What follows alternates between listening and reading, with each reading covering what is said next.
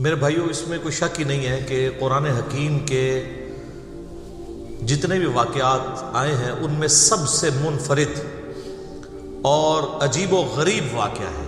یہ عجیب و غریب لفظ کوئی برا لفظ نہیں ہے۔ عجیب کہتے ہیں جو روٹین سے ہٹ کے چیز ہو نا، اور غریب جو شاذ و نادر ہو، کہیں کہیں ہو۔ یہ عربی کا عجیب و غریب ہے، اردو اور پنجابی والا نہیں ہے، ہو سکتا ہے اس کو کوئی گستاخی سمجھ لے۔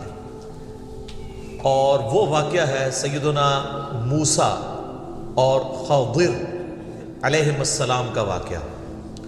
یہ لفظ ہے خضر، خوا کے اوپر زبر ہے، ضاد کے نیچے زیر ہے۔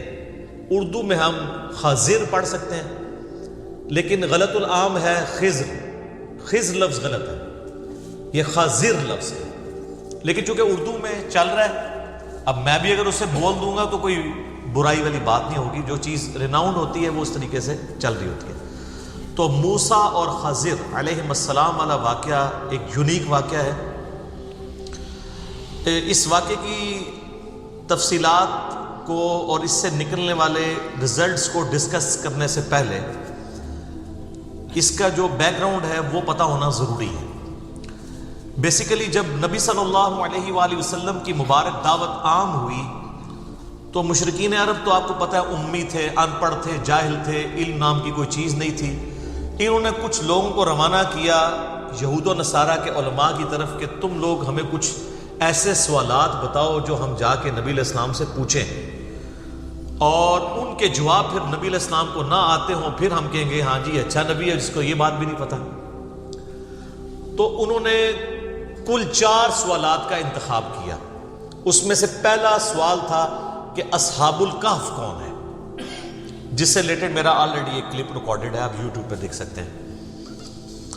دوسرا سوال انہوں نے کیا کہ یہ موسیٰ اور خضر علیہ السلام والا واقعہ اس کی کیا حقیقت ہے، اور تیسرا ذوالقرنین جو بادشاہ ہے جو یہودیوں کے لیے ایک منجی اور نجات دہندہ کی حیثیت رکھتے تھے، ان کا واقعہ کیا ہے، اور چوتھا سوال تھا روح کی حقیقت سے متعلق۔ تو یہ جو 4 سوالات ہیں ان کے جواب میں اللہ تعالیٰ نے اپنے محبوب صلی اللہ علیہ وآلہ وسلم کو ایجوکیٹ کیا، اور قرآن حکیم کی سورۃ الکہف 18 نمبر سورت نازل ہوئی، جو پارہ نمبر 15 سے شروع ہو کر پارہ نمبر 16 میں مکمل ہوتی ہے۔ اور ان 4 سوالات کے جوابات دیے گئے، اور اسی کانٹیکسٹ میں یاجوج اور ماجوج کا ذکر بھی اس میں آیا، اور اس کے علاوہ بھی دنیا پرستی کی جو مذمت ہے، یہ مرکزی ٹاپک ہے سورۃ الکہف کا۔ انہی میں سے ایک یہ قصہ موسیٰ اور خضر ہے علیہ السلام۔ پہلے میں اسے جستہ جستہ کور کروں گا، قرآن، بخاری اور مسلم کو جوڑ کے ایک پورے کا پورا جو واقعہ بنتا ہے۔ اس کے بعد پھر میں انجینئرنگ کروں گا انشاءاللہ تعالی، اس کی صحیح تعویل کیا ہے، اس کو مس کوٹ کس طریقے سے کیا جاتا ہے، اور اس کے پیچھے ریالٹی کیا تھی۔ یہ واقعہ سورۃ الکہف کے اندر 23 آیات کے اوپر پھیلا ہوا ہے، آیت نمبر 60 سے لے کر 82 تک، اور پارہ نمبر 15 کے آلموسٹ آخری حصے سے شروع ہو کے 16 نمبر میں یہ والا پورشن ختم ہوتا ہے سورۃ الکہف کا، آیت نمبر 60 سے 82 تک، جس میں قصہ موسیٰ اور خضر علیہ السلام۔ اور اس کا جو کانٹیکسٹ ہے واقعے کا وہ قرآن میں نہیں ہے، وہ کانٹیکسٹ صحیح بخاری اور صحیح مسلم کے اندر موجود ہے۔ صحیح بخاری میں یہ واقعہ کئی مقامات پہ امام بخاری نے نقل کیا ہے، لیکن جو سب سے ڈیٹیلڈ طریق آیا ہے وہ صحیح بخاری میں کتاب الانبیاء چیپٹر میں موسیٰ علیہ السلام کے اوپر جو باب ہے اس کے اندر انٹرنیشنل نمبر کے مطابق 3401 نمبر حدیث ہے، اور مسلم شریف کے اندر اوپر تلے 6 طرق آئے ہیں سیدنا موسیٰ اور خضر علیہ السلام کے واقعے سے ریلیٹڈ۔ انٹرنیشنل نمبر کے مطابق 6163 سے لے کر 6168 تک۔ کانٹیکسٹ بخاری اور مسلم میں آیا، اور وہ کانٹیکسٹ یہ آیا ہے کہ نبی صلی اللہ علیہ وآلہ وسلم فرماتے ہیں کہ ایک دن موسیٰ علی نبینا وعلیہ الصلوۃ والسلام بنی اسرائیل کو واز کر رہے تھے، نصیحت کر رہے تھے، اسی دوران ایک شخص نے کھڑے ہو کر پوچھا کہ اس وقت دنیا میں سب سے بڑا عالم کون ہے؟ سب سے زیادہ علم کس کے پاس ہے؟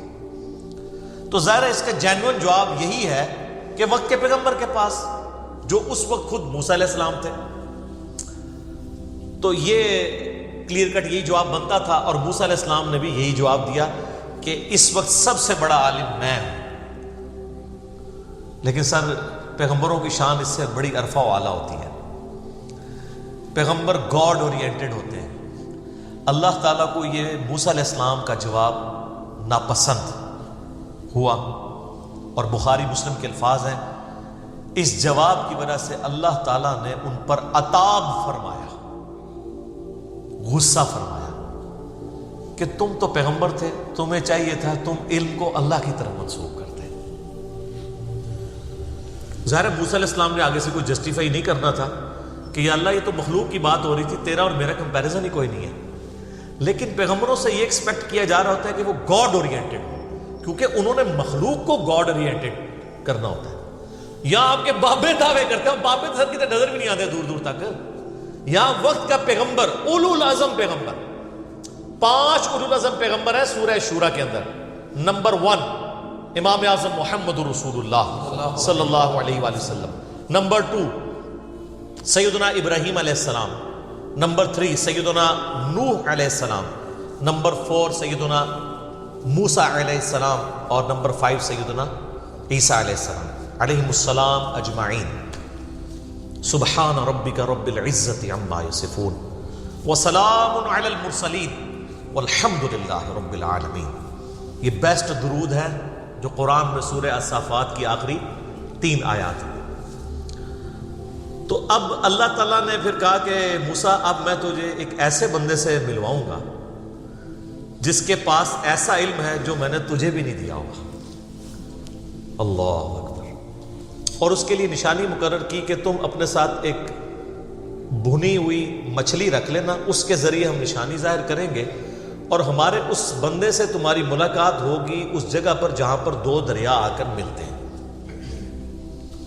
وہاں پر تمہیں ہمارا وہ بندہ ملے گا۔ یہ جتنی باتیں میں نے کی ہیں یہ بخاری اور مسلم میں۔ قرآن میں جو واقعہ سٹارٹ ہوتا ہے وہ اس کے بعد سٹارٹ ہوتا ہے،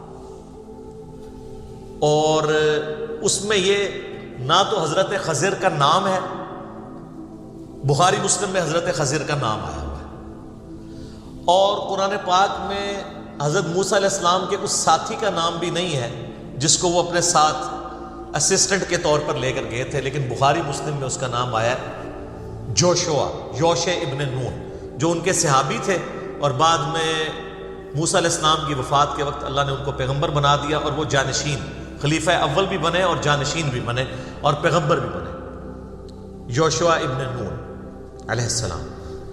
قرآن میں سٹارٹ سورہ الکہف کی آیت نمبر 60 سے یہاں سے ہوتا ہے کہ موسیٰ علیہ السلام نے، وہ یاد کرو وقت موسیٰ علیہ السلام نے اپنے اس نوجوان ساتھی سے کہا کہ رخت سفر باندھ دو، ہم نے ایک سفر کرنا ہے، اور میں اس وقت تک سفر کرتا رہوں گا جب تک کہ میں اس مقام پر نہ پہنچ جاؤں جو اللہ تعالیٰ نے مجھے وحی کے ذریعے آگاہ کیا ہے۔ تو وہ دونوں چل پڑے۔ اب یہ جو آگے کی سٹوری ہے نا، یہ ساری قرآن کے اندر آتی ہے، لیکن کانٹیکسٹ بخاری مسلم میں تھا۔ تو وہ اپنا ساز و سامان ساتھ رکھتے ہیں، راستے کا کھانا بھی۔ آپ کے بزرگ جو ہے وہ کئی سال تک بغیر کھائے پیے زندہ رہتے ہیں، جو بزرگوں کے بزرگ ہیں وہ اپنا کھانا بھی ساتھ لے کے چلتے ہیں۔ یہ میں آپ کو ساتھ فرق بتاؤں گا، کیوں؟ تاکہ مرنے سے پہلے اے مسلمان کر لے اس پہ غور، کتابوں کا خدا اور ہے، بابوں کا خدا اور۔ یہ تو چھوٹی چیز ہے۔ بخاری اور مسلم میں حدیث ہے کہ نبی علیہ السلام کی مبارک زندگی کا جب 40واں سال شروع ہوا تو حضرت ختیجہ بھی نبی علیہ السلام کو کھانا باندھ کے دیا کرتی تھی غار حرا میں جانے کے لیے۔ نبی علیہ السلام بھی اپنا کھانا ساتھ لے کے جاتے تھے۔ آپ کو کہانیاں کروائی گئی ہیں، تو جس کو کوئی زیادہ زوم ہے نا تو اس کا مکہ پانی بند کرتے ہیں، تو اب کیمرے کے سامنے اس کو لے آتے ہیں نا، وہ اس طرح کی روحانیت دکھائے نا، سب جھوٹ ہے۔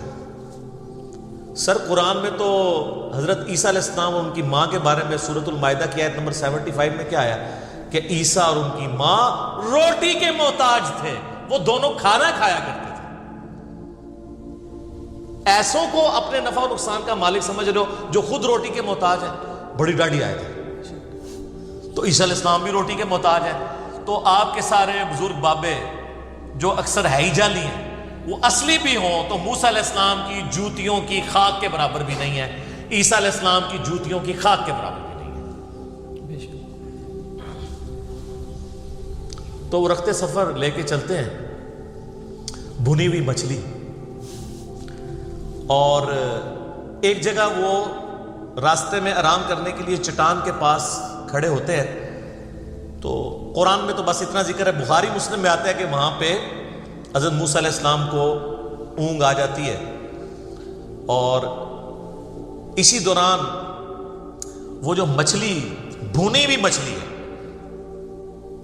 قرآن میں یہ ذکر بھی ہے کہ وہ بھنی ہوئی مچھلی جو ہے وہ زندہ ہو کے پانی کے اندر چلی جاتی ہے۔ یہ اب وہ نشانی تھی مردے کا زندہ ہونا۔ یہ منظر یوشع ابن نون دیکھ رہے ہوتے ہیں، لیکن وہ موسیٰ علیہ السلام کو بتاتے نہیں، کیونکہ وہ ان کے آرام میں خلل سمجھتے ہیں۔ جب موسیٰ علیہ السلام اٹھتے ہیں تو یوشع ابن نون بھول جاتے ہیں یہ بات، اور سورۃ الکہف میں یہ آتا ہے کہ وہ جب بعد میں ان کو جا کے یاد آتا ہے، وہ کہتے ہیں مجھے شیطان نے بھلا دیا تھا۔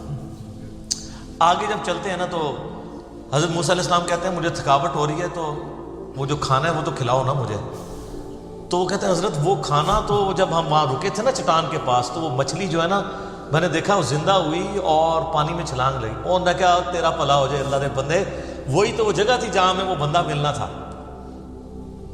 تو قرآن کے الفاظ ہیں وہ الٹے قدم واپس پلٹتے ہیں۔ اب موسیٰ علیہ السلام کو بھوک بھی بھول جاتی ہے، کیونکہ اصل تو چیز وہ ہے۔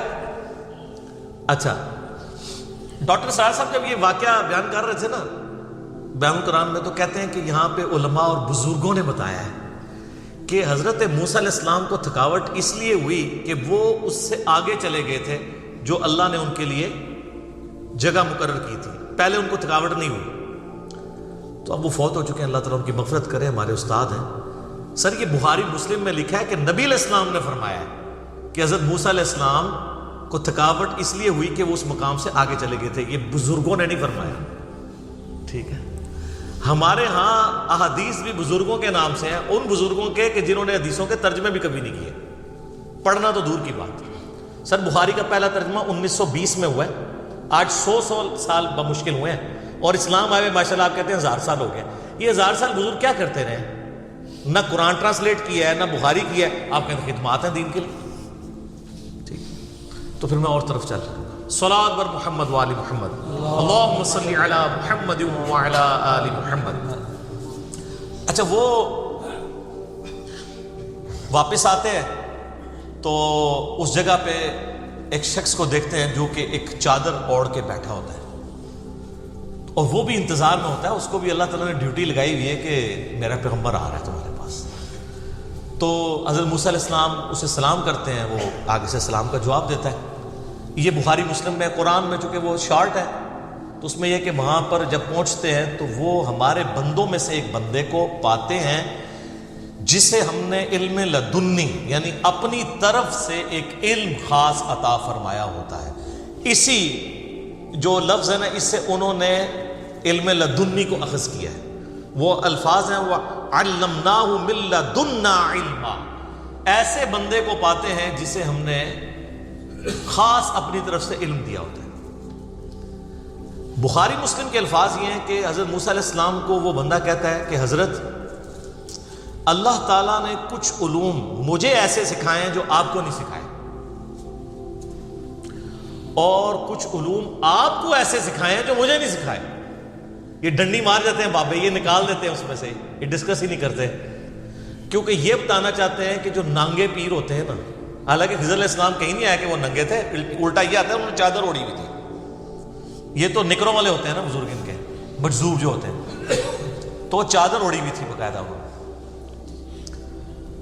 اور ساتھ وہ کہہ رہے ہیں حضرت خضر علیہ السلام حضرت موسیٰ علیہ السلام سے کہ اللہ نے آپ کو ایسے علوم سکھائے ہیں جو مجھے نہیں سکھائے، اور مجھے ایسے سکھائے ہیں جو آپ کو نہیں سکھائے۔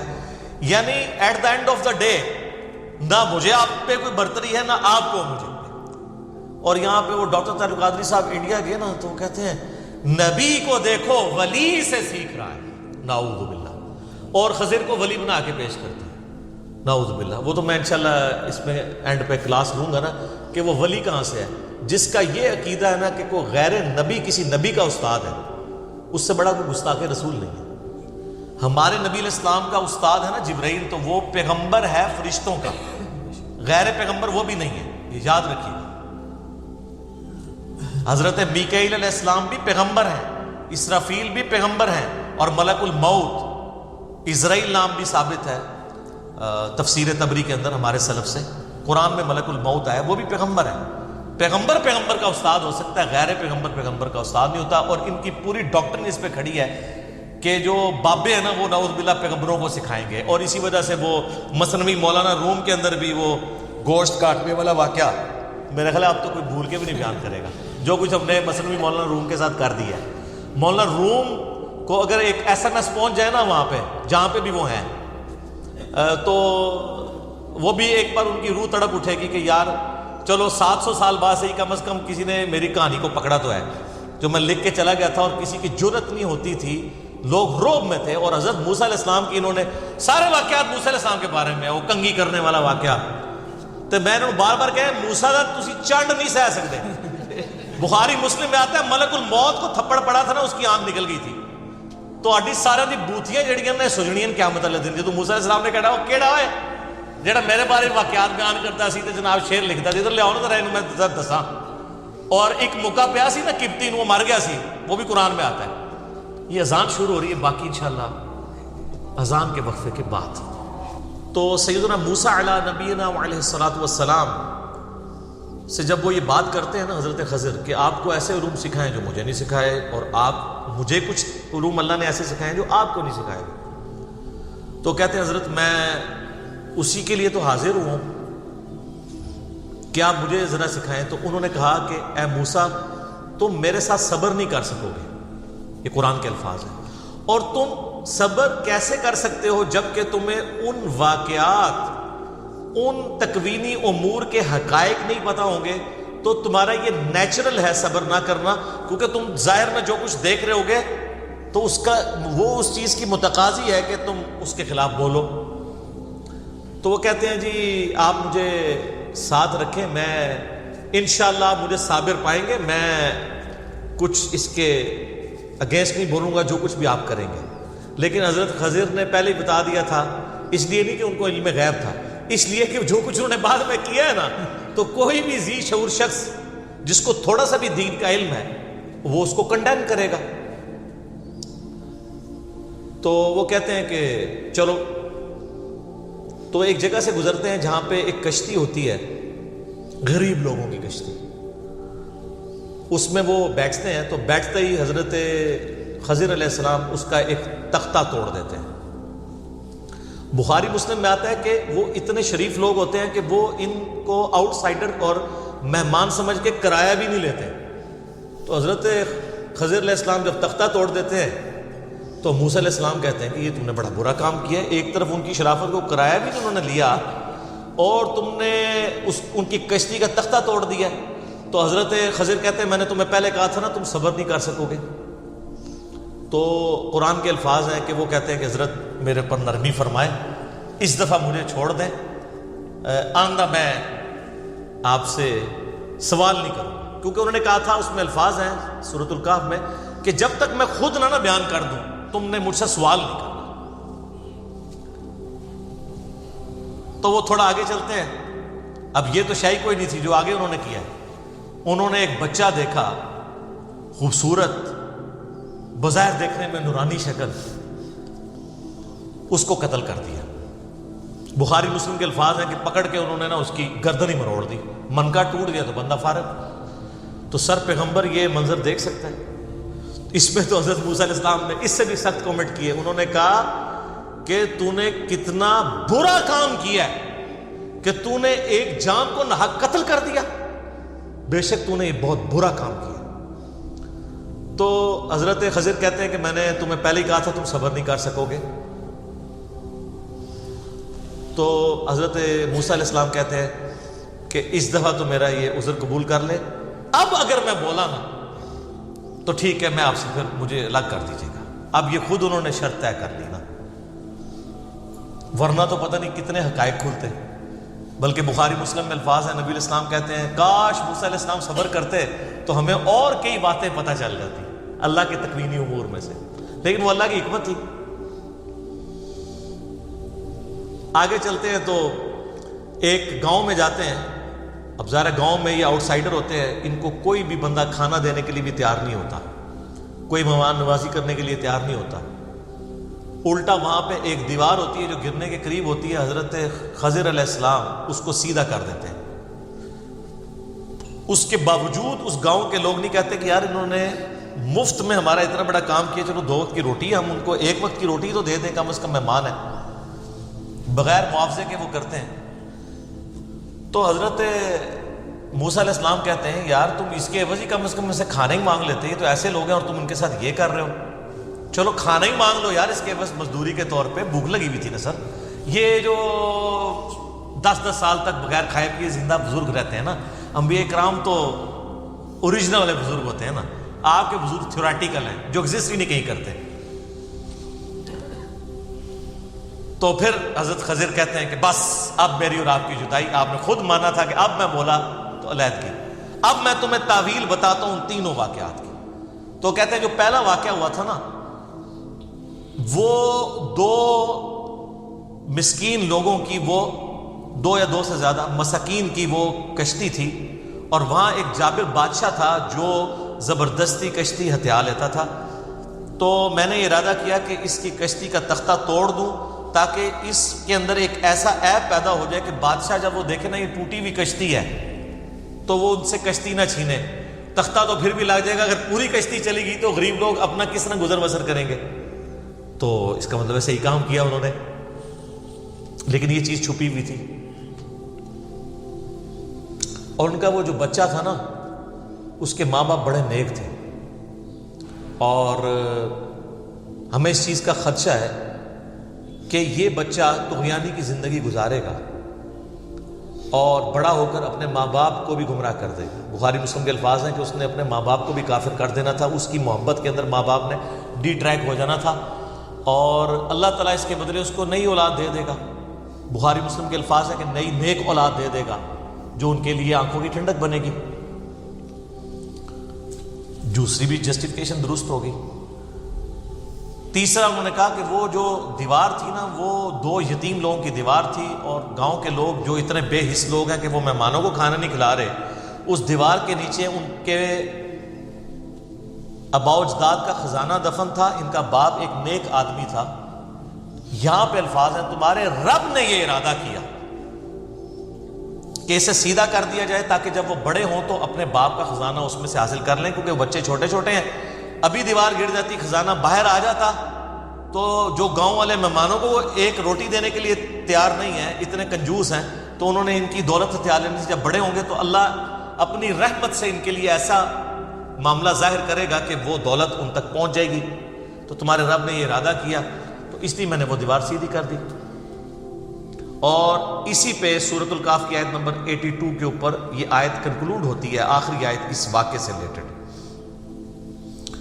اور وہ الفاظ ہیں سورۃ الکہف کی آیت نمبر 82 کے، کہ حضرت خضر علیہ السلام کہتے ہیں کہ یہ جو کچھ بھی ہوا یہ تمہارے رب کے ارادے سے ہوا، اور تمہارے رب نے یہ ارادہ کیا کہ ایسا کیا جائے۔ اور اس کے بعد کنکلوژن کن الفاظ پہ ہے، وہ کنکلوڈنگ ہے، وہ آپ کو بات سمجھ آ جائے گی کہ یہ پورے کے پورے واقعے کی تعویل کیا بنتی ہے۔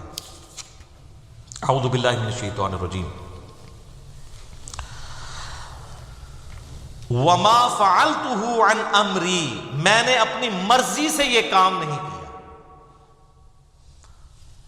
اگر کوئی شخص یہ کہے کہ میں نے اپنی مرضی سے نہیں کیا اور کیا اس نے ہو، تو مراد ہے اسے گائیڈ لائنز کس سے مل رہی ہیں؟ اللہ سے۔ اور اس سے پہلے اسی آیت میں آیا ہے فَأَرَادَ رَبُّكَ أَن يَبْلُغَا أَشُدَّهُمَا، تیرے رب نے یہ ارادہ کیا کہ جب یہ بچے جوان ہو جائیں اس وقت دولت ظاہر ہونی ہے۔ وما فعلتہ، آگے بیچ میں الفاظ پھر اینڈ پہ وما فعلتہ عن امری ذالک تأویل ما لم تستطع علیہ صبرا، یہ ہے ان باتوں کی تعویلات جس پہ تم صبر نہیں کر سکے. یہ سر یہ پورا واقعہ ہے.